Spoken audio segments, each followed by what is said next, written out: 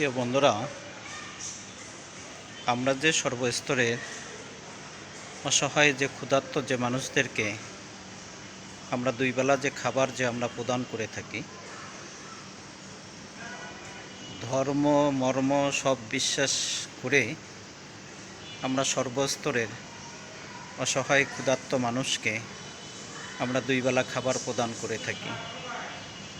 আপনাদের দেওয়া অর্থ, আপনাদের সার্বিক সহযোগিতা এবং আপনাদের ভালোবাসায় আমরা সেই অসহায় ক্ষুধার্ত মানুষদেরকে আমরা দুই বেলা খাবার প্রদান করি, দুপুরে এবং রাত্রে।